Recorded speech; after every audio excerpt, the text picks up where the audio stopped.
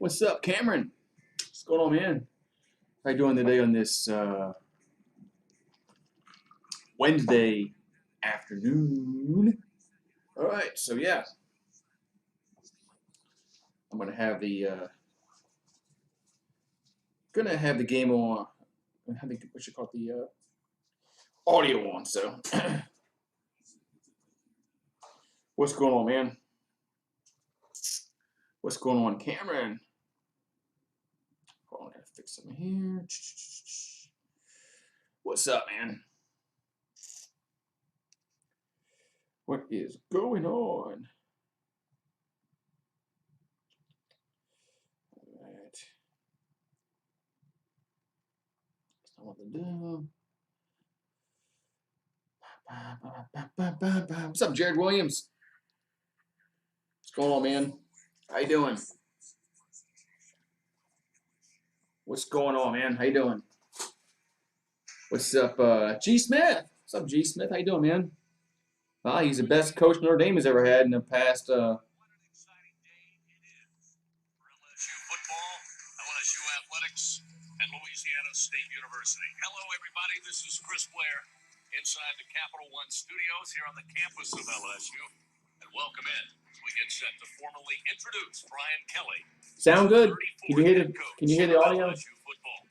The announcement yesterday from LSU Director of Athletics Scott Woodward blanketing the sports media headlines, and it comes after Kelly's 12-year tenure at Notre Dame, where he became the school's winningest coach all time.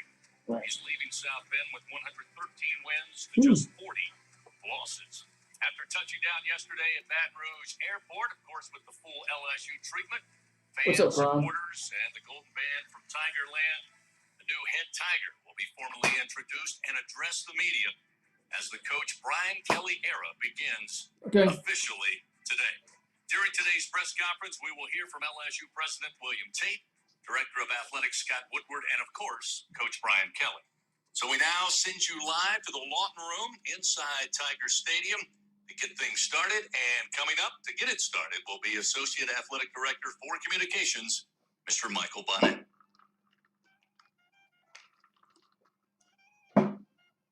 Yeah, I guess they gotta wait till he comes up. Then I'll put the sound back on. Don't want to get no copyright strike on some music. They probably would do that. But as long as I play audio, that should be all right. But I don't want to get no copyright strike on music. Music, they'll do that. So, all right, man. So, woo-wee. So Tigers got their coach. Curious to see now who does Notre Dame get? Who does Oklahoma get? Those two openings are still up there. It should keep going, G. Smith. You shouldn't have to re-up it because I do it with a few people, and it just charges my PayPal account. But yeah, it should just do it automatically. Yeah, it should just do it automatically. Okay.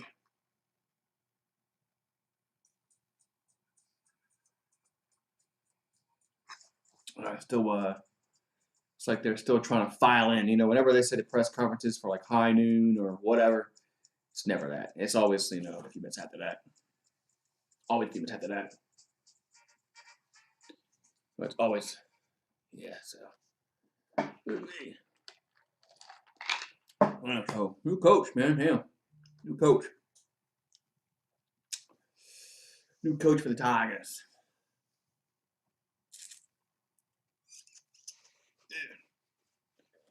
So it'll probably be a few minutes before he actually gets up to the podium. So.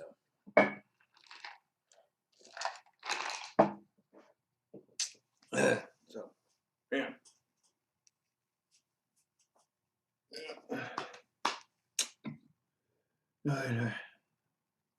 Hopefully so. Hopefully he can get us. Hopefully he can get us back up to what we were, a few seasons ago.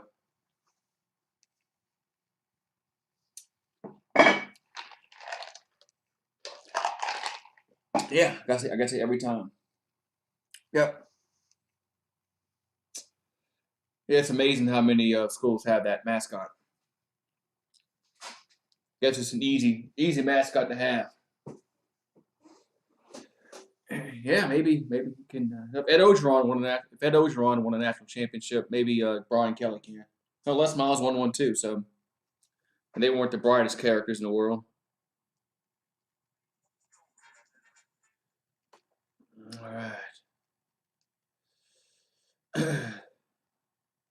I'm just curious to see who Oklahoma gets in Notre Dame.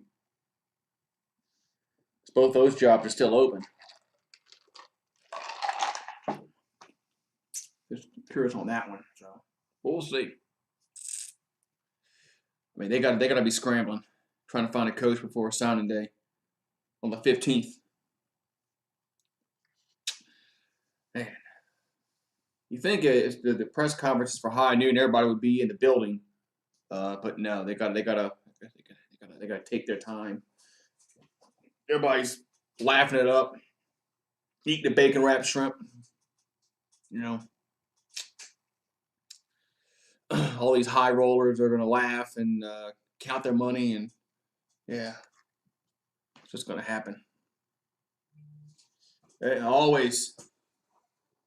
Recruitment is always affected with a new coach, good and bad, because you're going to lose coaches. You're going to lose recruits with a new coach. It happens every time. Joining us today for this special day.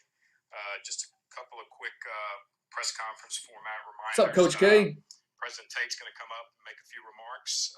He will then introduce Director of Athletics Scott Woodward, who will come up, make a few remarks. There will be a presentation. We're going to do it over here to the side of the podium with Scott and Coach Kelly.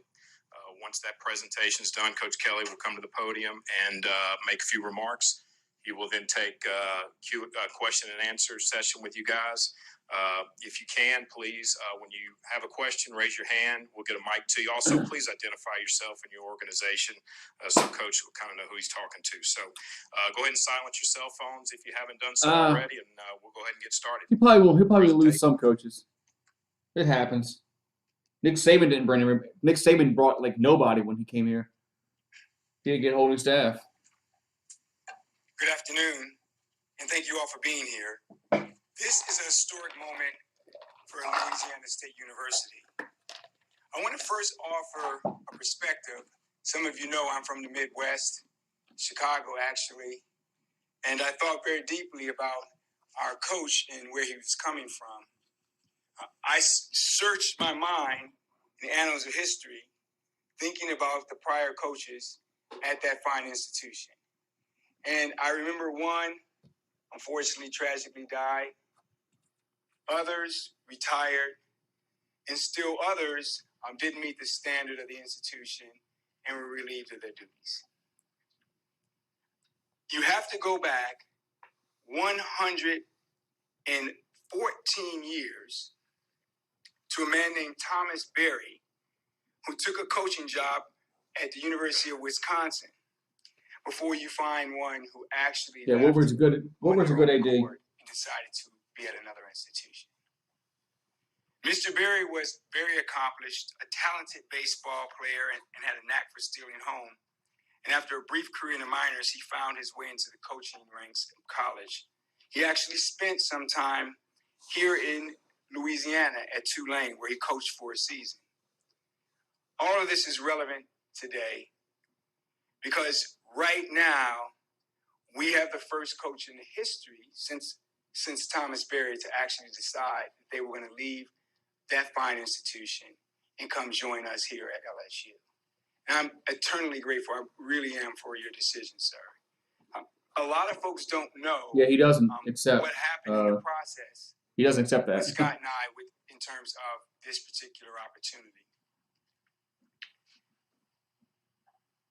I said to Scott, the LSU Tigers need a claw. He just kind of looked at me, if you recall. What do you mean by a claw? Someone with character that translates, a leadership background that inspires. I know you do, Coach K. That ignites our student athletes. And a winning tradition that solidifies our investment in the future of this program. And I would like to commend you, Scott, and your team for delivering us a claw. Every Tiger has to have one, and I'm really appreciative. The coach that is going to take over the helm here has been doing this for 31 years. He's won over 284 games. Sir, I followed your career at Grand Valley and saw the championships you won there, and subsequently at Cincinnati, the way you turned that institution around in the football tradition, and the great work you've done at Notre Dame.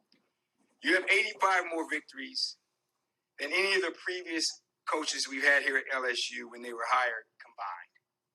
85 more. Those 14 coaches include 4 national champion coaches, 3 college football Hall of Famers, and another Hall of Famer.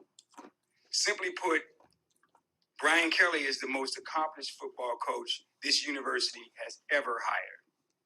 And that's our mission here at LSU, to recruit and retain world-class students, professors, coaches, and researchers who represent the very best in what I describe as scholarship first. In talking to Coach, I saw his commitment to the classroom in a competitive environment, and it's unrivaled. Our pursuit of victory is not just in football, yes, football, but also in coastal sciences, in engineering, and many other pursuits. And I know he understands and gets that. He will elevate this program and our student athletes in ways that I think are going to be very, very much aligned with the aspirations of the people of Louisiana. This is our mission, and that is why I wanted Brian Kelly to come here to be our football coach. Now, I don't know a whole lot of Tigers with one claw. Most Tigers, you want to have more than one claw. You want claws. And what I learned over this process is not only do we bring here a coach with character, leadership, attitude about academics that's inspirational, and a winning tradition, he has an S, a spouse. And she is amazing. And it could not be more fortuitous for us that one of the pillars of my administration is actually focused on research related to cancer. And you are absolutely one of the most special and gifted individuals supporting the development of cancer research in this country. I'm very excited that you're going to be part of our community and family. This is a tremendous alignment, in my opinion, of our leadership team, the coaching staff, the athletic administration. I just want to welcome you all here to Baton Rouge and understand that we're excited and proud that you're going to be wearing the purple and gold. I want to really express my gratitude to Scott and your senior team. The analytical work that you did in thinking about this process was second to none. And you know I'm a big data guy. So true. I just thought, in my opinion, you were shooting for the 99th percentile from the beginning, and you hit the absolute top of this deal. I'm not going to say any more because I'm going to let Scott give a little more background, but I really want to thank you all and really welcome to Louisiana and LSU.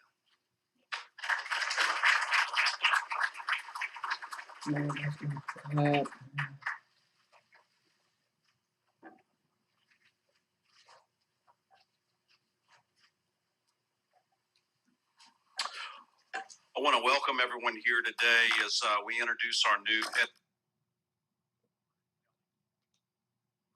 I think I turned it off, Mike. Turn the audio off, fool.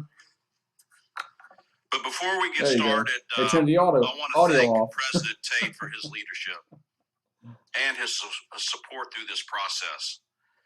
I've said since my first day in this job that I believe in the power of LSU to do great things. And I meant it for this entire state, that if we row all in the same direction, there's nothing we can't do.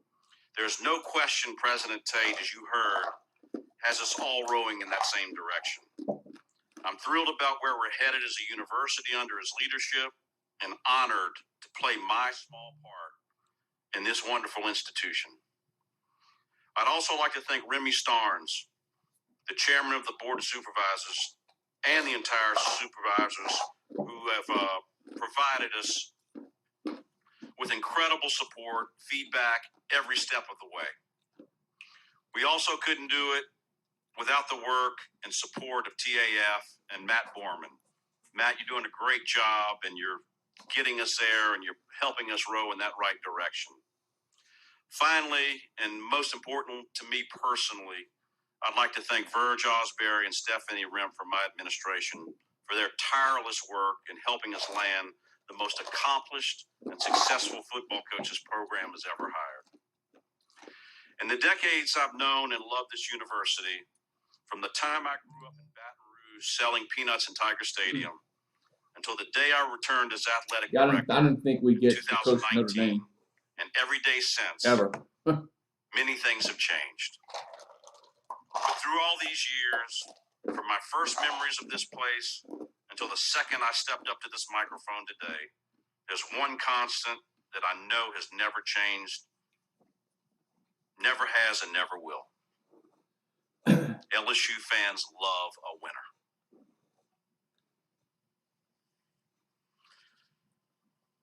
And that's why I know LSU fans will love Brian Kelly. Success follows him everywhere he goes. All he does is win. As President Tate mentioned at Grand Valley State, he won.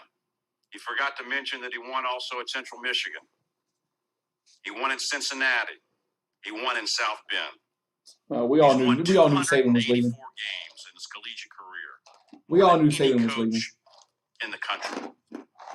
He's a 3-time National Coach of the Year winner, more than any football coach in the country. He's coached 2 teams to undefeated regular seasons, reached 2 college football playoffs in the last 3 seasons, and won 10 games or more each of his last 5 seasons. Yeah, Lincoln Riley and Kelly frankly put, his resume is unrivaled. They barely do.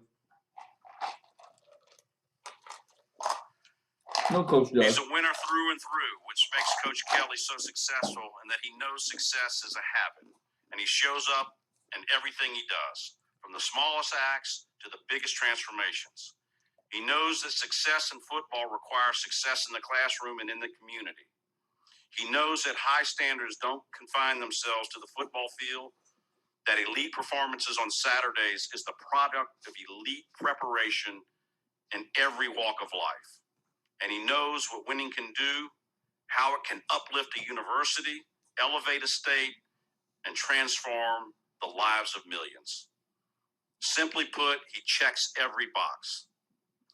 There was a lot of interest in this job from coaches with incredible pedigrees, but none of them held a candle to Brian Kelly. And while his credentials made that abundantly clear, our conversations convinced me beyond a shadow of a doubt that his winning days are just getting started. His plan to take this program to the next level is the same as ours. He's not here to taste success. He's here to sustain it. His vision for what LSU football can become is the same as ours. He's not here to simply fit into our culture. He's here to transform it. And most importantly, his expectations for LSU football are the same as ours. He's not just here to win, he's here to win championships.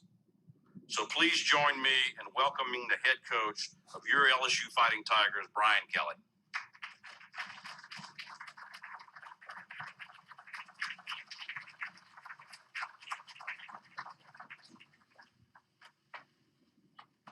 He's a very good coach. He's a very, very good coach.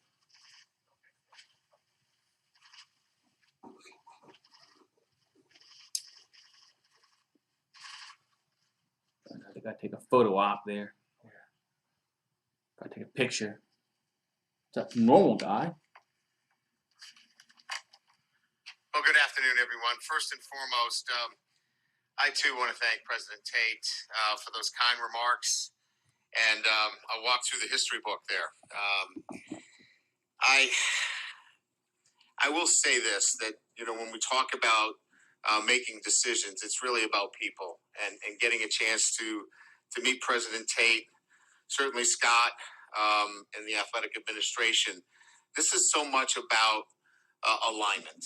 And for me, alignment relative to this university, the goals, what is in store for LSU athletics as a university. That is what the draw is for me. And to meet, obviously, President Tate and to spend the time that I did with Scott, that cohesion, that collaboration, that kind of communication, that's what, for me, led me here to Baton Rouge. And I also want to thank Chairman Ramey Starnes and the LSU Board of Supervisors. I got a chance to meet them last night.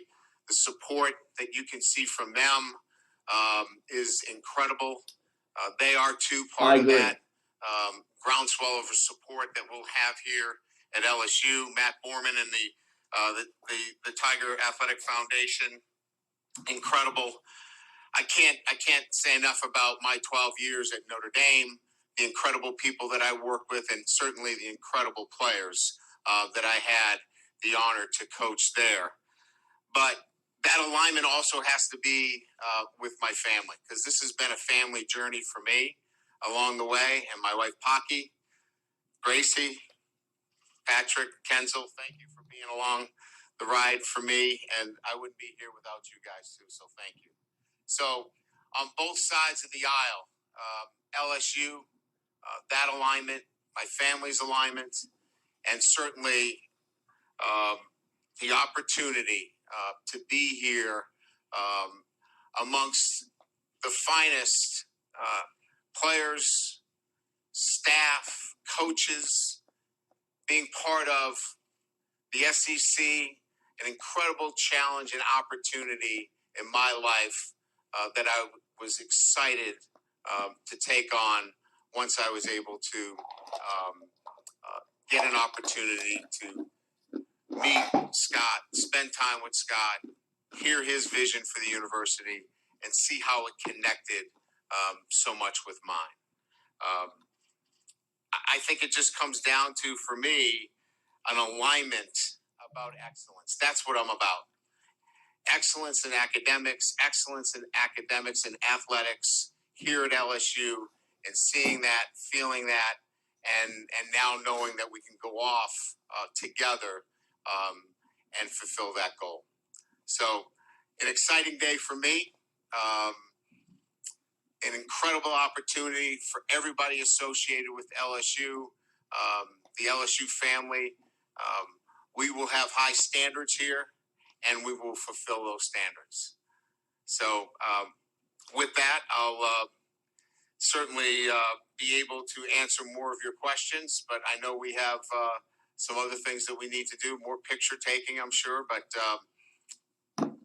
it's just an honor and an exciting privilege for me to be here. Thank you.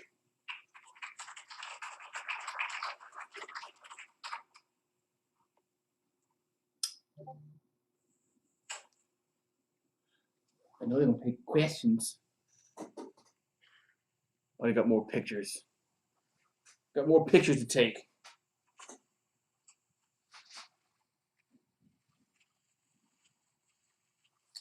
I got more pictures to take, and then I think I'll ask some questions.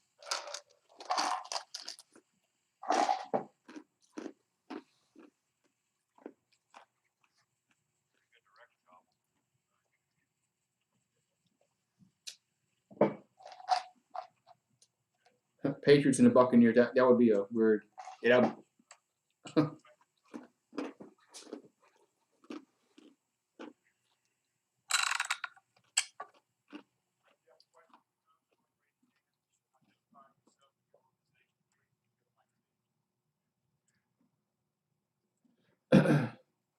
Brian, over here, Wilson Alexander from The Advocate. Pleasure to meet you. Pleasure. You've mentioned over the last couple of days that also, in addition maybe to alignment, you were ready for just sort of a new opportunity. What was it about, maybe at this point in your life and your career, that you felt ready to take that next step? And what was it, additionally, about LSU? You mentioned this already, but that really drew you to this place for that new opportunity? Yeah, again, I think... yeah, you same questions. You know, there was no plan in place as I entered the 2021 season that I was, looking for another opportunity. I had a great football team that we were developing, but when you get an opportunity to talk to Scott Woodward and he presents a clear vision of the plan here and the opportunity, it was an exciting vision for me to look at. And as I got a chance to, speak to more people about this opportunity, I just felt it was something that I had to take on. And when I talked to the boss, who's sitting in the front row there, and she was part of that decision-making process, there was no turning back. Hey, Brian, Michael Cobble, Michael. Channel 2 here in Baton Rouge. Great. See a lot of each other. Absolutely. Welcome. Thank you. A lot of people are going to wonder why, right? You could have been very comfortable in South Bend. Yeah. You have a team that has a chance to make, or had a team, that had a chance to make the playoffs. I think that is the big question. What drew you so passionately to walk away from that opportunity to come here? Yeah, it's never easy, right? I mean, these decisions it's my choice. I own it, right? And it's 100% my decision. Those young men I love dearly, and it made it for a difficult decision. But when I was able to look at it and the opportunity here was one as I got a chance to really, as I mentioned earlier, talk to Scott about the resources and the opportunity here to really make a significant change. I believe that I can make a significant difference here. And you want to be able to make a difference. And I, along with the support, our President Tate, So, the Colby. administration, collaboratively can make a big difference. Brian back here. ABC 57 News, and Coach, you're back in South Bend. Yeah. First and foremost, congratulations on finding the fairy godmother you talked about a couple of weeks ago. Couple things as far as the departure. How do you feel like that impacts your legacy back at Notre Dame? And then which assistants, if any, from Notre Dame are you interested in bringing with you? Yeah, leaving is never easy. It could never be done in a fashion that you could say that, hey, it's always the right way to do it. It was just, brought up, right? This team at Notre Dame is an outstanding football team, and they deserve to be in the playoffs. And you're not going to be coaching them, so it's never easy when you leave. We did our best. I wanted to get in front of them, and I was fortunate that I had that opportunity to get in front of them and tell them that I was coming to LSU face to face, because that's everything that we've done in my life, and I'll do the same thing here at LSU. We will look you in the eye, and we will tell you what we're doing. We'll be transparent. Legacies are not part of what I spend time thinking about. People will evaluate me based upon my life's work and how I've treated people, and make their own decisions. As far as coaches, the coaches that are on staff there at Notre Dame are still employed there. Are there coaches there that I would like to join me here? Certainly, but that's a process that we'll have to work through. There are teams to coach on both sides. This team is going to be preparing for a bowl game. Hopefully, Notre Dame gets a chance to play in the playoffs. They have to be prepared. So this has to be done with great communication and understanding that the players are part of this as well. Ron Snyder, News 15 in Lafayette, welcome. Thank you, Ron. I'm sure you're aware of all the expectations here and the scrutiny. So what's just your plan to get the ground running and get to work and really start working on your goals? Yeah, I mean, there's not enough hours in the day right now. If you can give me a couple more hours, we'd be fine with that. I really think it's that, we know the things that need to be done here, but we'll be measured, we'll be thoughtful, we'll be intentional, and checking each one of those off as we go. Funny. Investment in people is important, and making sure that we are doing that the right way. Lives are involved here as we make transitions, so we want to take care of that. We certainly want to take care of the recruiting and make sure that all the young men that have made their commitments here, that they know where they stand. So there are important matters that need to get to, and I think everybody understands that we've been on a whirlwind here the past 24 hours, but we got to get to work, and we will do that in short order and get to the very important matters. Hi, Coach. Jacques Doucet, WAPTV, straight ahead to your right. Thank you. There's been some talk that Corey Raymond and Kevin Falk will be on your staff. Can you share if that's true? And is there anything you can share about who will be on your staff at this point? Yeah, I have not made any decisions based upon who will stay and What's up? Who may St. go. Louis Rocks. I haven't had any individual conversations with any of got a them. coach, So any finally. narrative out there is not coming from any conversations that I've had with them. They are well respected, and I will get an opportunity to vet out all of those coaches. They've done a great job. I know the business. They know the business. There are realities in this business, but we'll get to all of those coaches because, as I mentioned earlier, they have families, they have lives, and we have to get moving in that direction. Brian, Brody Miller with The Athletic. How's it going? Yeah. Obviously you are entering kind of a new world down the South, down the SEC. I guess, do you see that as a challenge? And what are the keys, I guess, to adapting to that? Look, I came down here because I wanted to be with the best. The resources here are outstanding. It starts with the alignment, excellence, the standard of expectation. Listen, you're looked at in terms of championships here, and I want that. I want to be under the bright lights. I want to be on the Broadway stage. That's what my passion is. And so, yeah, that's part of the draw. There's no doubt about that. I'm going to learn about Louisiana. My first day on Notre Dame's campus is when I took the job. This is my first day in Louisiana. I didn't know what this meant until today. I know what it means today. And I'm going to learn a lot more as we go. But our family, we're going to immerse ourselves into the culture of Louisiana. We're not here to change anything. We're here to get changed by it. And that's going to be fun. That's exciting.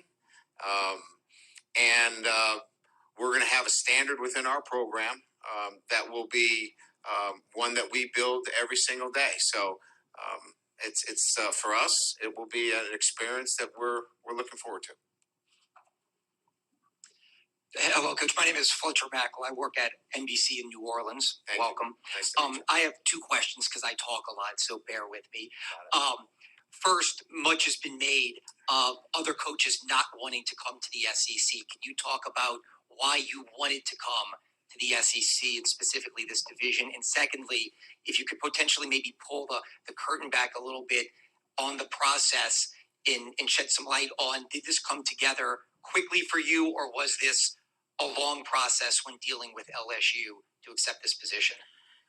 Yeah, so look, the SEC, we know about its prowess in terms of success and the players and the teams and the coaches. But I will say this, if LSU did not have the alignment and the leadership and the people and the desire for excellence, the SEC doesn't really matter to me. It's this university that happens to be in the SEC matters to me the most. And so when you get this university, LSU, with the leadership that it has and the cohesiveness of leadership across the board, and it's in the SEC. Ding, ding, ding. Right? And so for me, you add that, it made it an incredible opportunity for me. Your second question was the genesis of your decision to come here. Was it quick? Was it a drawn out process? If you could maybe just shed some insight. No, it wasn't my search. So I, really didn't have any say on how that all went. I can tell you this. When you talk to Scott Woodward, he has a clear way of communicating. And it was 45 minutes, and I had an understanding of where LSU was from a commitment and how this was going to look. And so I say that's pretty quick. Hey, Brian. Doug Mouton to your left. Yeah, there you go. Thank you. WWL TV in New Orleans. You sort of implied this, but you believe you have a better chance to win national championships here than at any of your previous stops? I wouldn't imply that. I would only say that this opportunity for me was one that I was ready for and excited to take on. And it had to do with everything that I've talked about. I mean, I think each opportunity you measure differently. And this opportunity is clearly different than any other opportunity I have. But I would not imply that this one, weighed better than maybe the others. It just was, for me at the time, this opportunity with talking to Scott and getting a great feel for the alignment to excellence is what I want, both in academics and athletics. This was the right one for me. And that's really the most important piece for me. Hey, Coach, right here in the front, Ed Daniels, WGNO New Orleans. Nice to see you, sir. Welcome to Louisiana. Thank you. A couple of questions, please. I know you've had a tremendous amount of success, but did the recent defeats in the CFP playoffs tell you maybe that you had to move? And two, the SEC has won a preponderance of championships. Why do you think that is, other than the fact that they have great players? And what do you think that is that you have to bring to this school? Yeah, losing spurs me towards building. So no, that never knocked my confidence that we couldn't continue to build towards winning a national championship. So if you remember, maybe my comments after we lost to Alabama is we're back. We're going to come back. Even though we lost 10 players to the draft, we were back again. And so losing's not something that I look at as, well, I'm going to throw the towel in. Losing just forces me to roll my sleeves up and look at reasons why we need to get better. The SEC has, obviously an ability to continuously turn out great football teams based upon a commitment from the university, great recruiting, great coaches, to play at the highest level. And they've consistently did that, and they've earned it by what they've done on the field. So everything that they've gotten, they've deserved. And as I said, if LSU was in another conference, I would be interested in LSU in another conference too, because of the leadership, the commitment, and the alignment that I've talked about so much. Oh, Coach, it's Cookie Riley from the Daily Advertiser, just right here in front of you. So will you be looking to target any of the Notre Dame commits that are currently committed to that program for here? And also a larger question about your approach to just recruiting in the SEC in general now. Yeah, I mean, look, the most important thing in recruiting is to take care of your base first. So my focus will be on those that have made a decision to come to LSU. So we'll be reaching out to those young men first and foremost. That's the most important thing. you can be assured that our focus and direction relative to recruiting will be on the young men that have already decided to come to LSU. So that'll be our direction. The second question, was there a second, or did that cover both? Yeah. Will you be looking to target some of the Notre Dame commits who are currently committed to that program and look to bring them here? No, I think what my comments would be relative to recruiting is, first and foremost, let's take care of our base. Let's recruit those young men that have already pledged themselves to Louisiana State University. Coach Adam Gattuso on Tiger TV. All right, Adam. So speaking to players in recent weeks, and we asked them what they expect out of a new head coach, the term players coach comes up constantly. What does that term mean to you, and do you consider yourself a players coach? You know, I've been called a players coach, a CEO, demanding, whatever narrative you want to come up with. I think I've hit all of those. Look, I think the most important thing is you better have relationships with your players. And you better know your players. You better know their strengths and weaknesses. You better be able to have the ability to reach your players and communicate with them and be demanding, but never demeaning. I think you need to be all those things, but it starts with relationships with your players. So however that's characterized, however you want to put that soundbite out there, that's me. But it's going to start with, I'm going to love my players. And that's the centerpiece of who I've been for 31 years as a head coach. Hi, Coach. Leah Van from The Advocate. Good to meet you. You've had a lot of success in developing offensive linemen, which is a position group that LSU has struggled with, especially this year. I'm wondering, what do you look for in those offensive linemen, and how do you go about developing them? How can you bring that to LSU? Yeah, so, demeanor, right? You're looking at what their demeanor is. Playing that offensive line position requires a profile that I like to stick with. I'm not going to get into the specifics right now, but there's a demeanor, there's a profile, and there's a brotherhood on that offensive line that we build. And that brotherhood is real. Those guys are selfless, and they are the backbone of any great offense that I've ever coached. So if you have that kind of resume, sign up, and we're looking for you. That's the starting point. When it comes to development, it's hard work, and we're ready to take on those kind of young men that have those special qualities and are ready to really dig in and put in the time. Yeah, Brian, right front row right here. Yes, sir.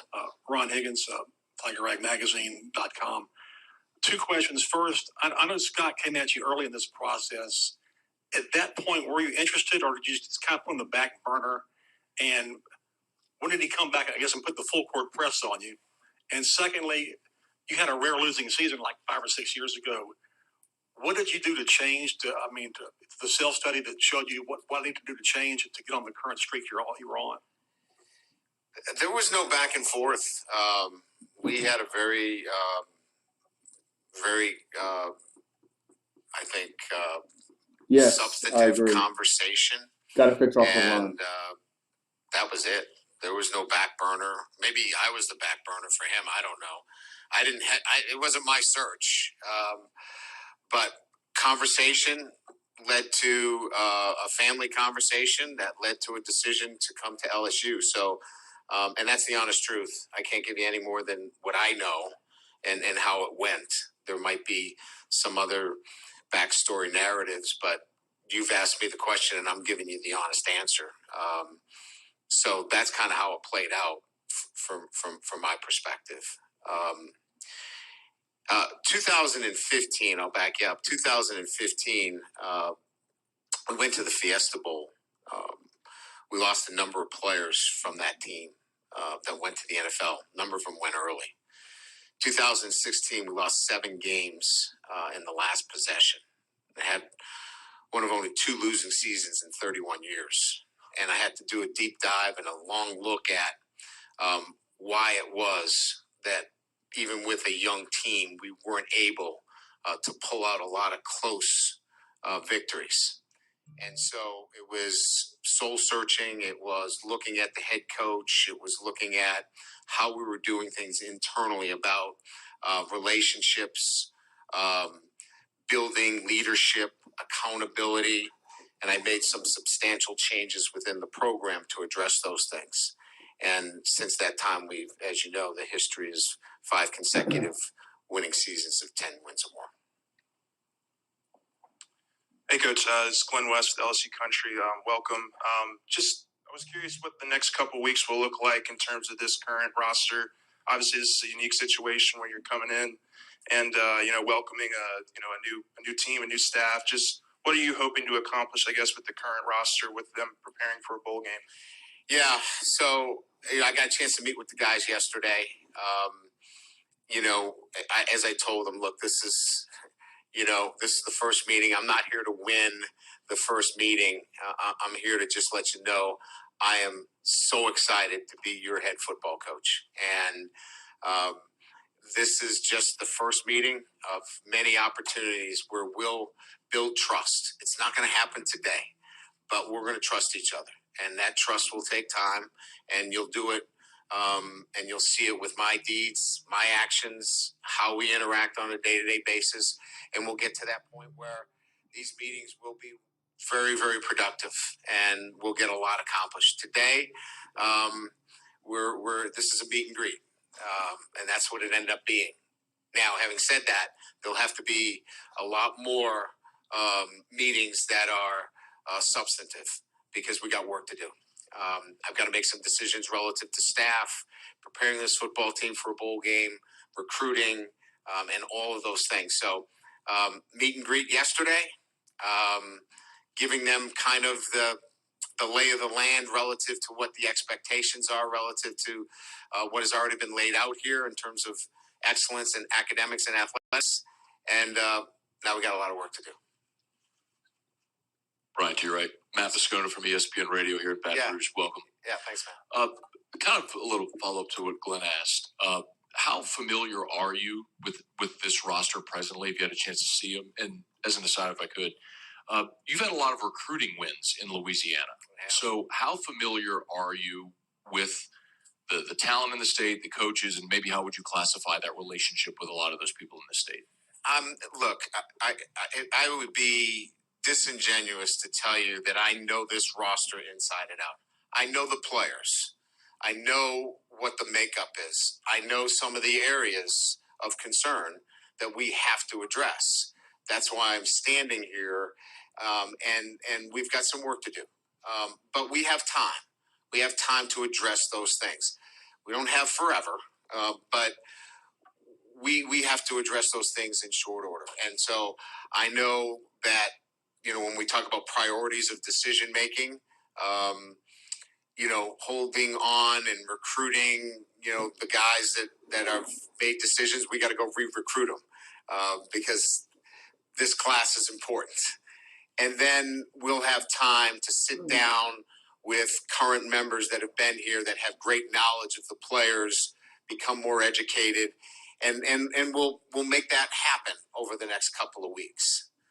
As it relates to recruiting in the state, the talent is outstanding. That's why I've been in the state before. But I will say this: there's a commitment to academics as well, and that's why I came down here. And the second piece is you got to go fight for them.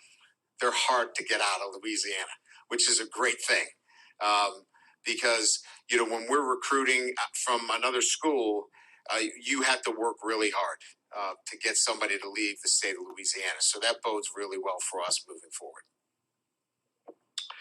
Coach, on your right, Shay Dixon with 24/7 Sports. Signing day is in 15 days. How much does that expedite what you have to do, whether it's recruiting or building a staff or whatever it might be?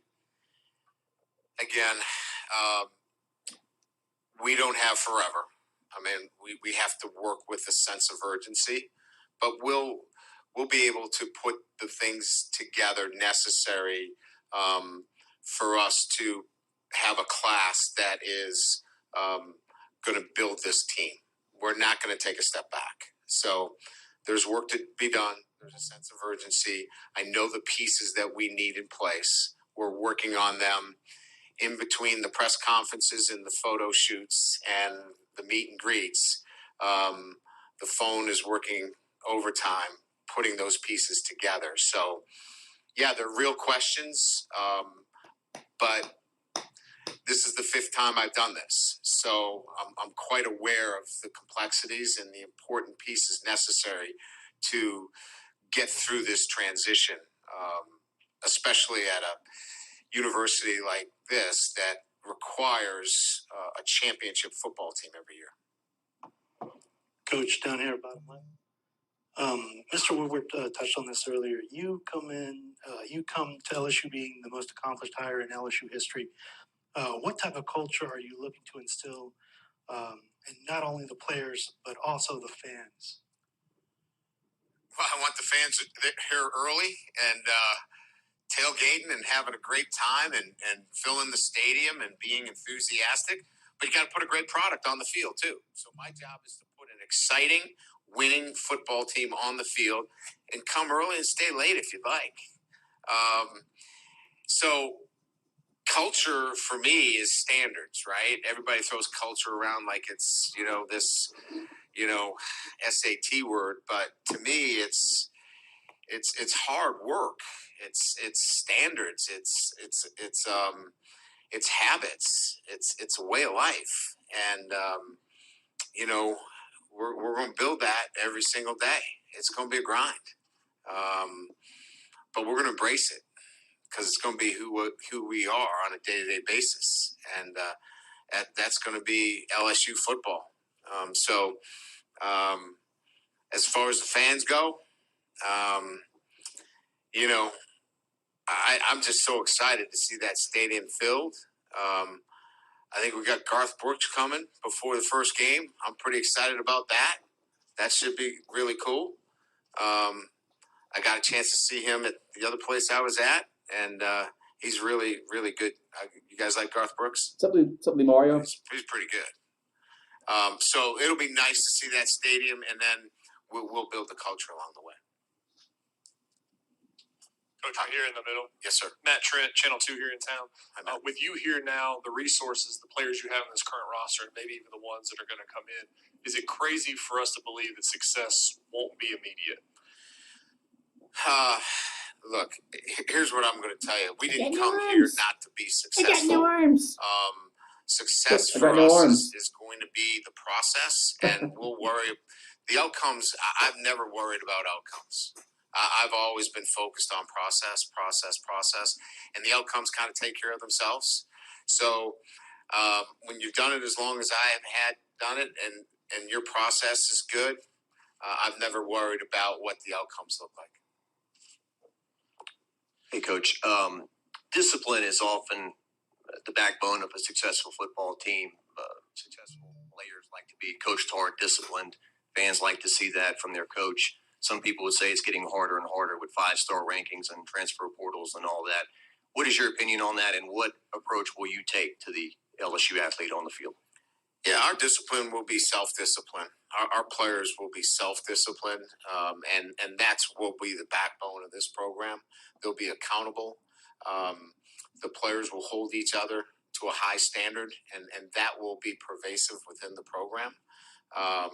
If I've got to lead them around by the hand every day, we'll have good days and we'll have bad days. And that might be a little bit of it as we get going here, but this football team will have self-discipline, and they'll have accountability. They'll have trust in each other. And that will be what you'll see from this football team as we continue to build. Charles Handgriff, Guarantee Media. When you took over at the University of Cincinnati at almost exactly the same place on the calendar you coached in the bowl game, did you ask for a similar opportunity here? And what do you draw on that experience as far as talent evaluation and roster evaluation in the preparation for the bowl? I don't want to break history. I want to be the only guy that's done it one time. That'd be historic. You know, Scott and I have not discussed that. To be quite frank with you, I mean, it's one of those dynamics relative to time and place. I think Scott has already set it up here for this program to continue to practice and move on without me being in that position. But it is a open discussion that we can have, certainly. But that has not been part of our discussions at this point relative to the team. Yeah, I know what we did, prior to, but that's not something that we've had a chance really to get down and think about yet. In the second row here, right here, Brett Martell, I'm with the Associated Press, based in New Orleans. Correct me if I'm wrong, but my understanding is that Notre Dame's leadership was willing to sign off on a college playoff format that might have precluded them from ever getting a bye. So I've got two questions. One is, when the leadership of a school does that, would that signal to a coach like you that they're not maybe as committed to winning a national title as you are? And the second question was just how comfortable were you that if you wanted to finish your career there, you could have? Yeah, signing off on the provision of Notre Dame not being part of one of the top seeds was not a issue with me, because it would have most likely meant that you would have had to play in South Bend in December on a snowy field. I would have been fine with that. So that would have been fine. The second one would have been relative whether I could have finished out my career there. I don't think there would have been any hindrances there. Thank you. Good. All right. Thank you very much. Appreciate it. That's it. All right. That's it. That's it. That's the end of the press conference. That was it. So you heard what we had to say. I'll see you guys later. I'm probably doing the LSU basketball game tonight. They're playing Ohio, not Ohio State, but Ohio University. But I think that game's at 7 o'clock. So,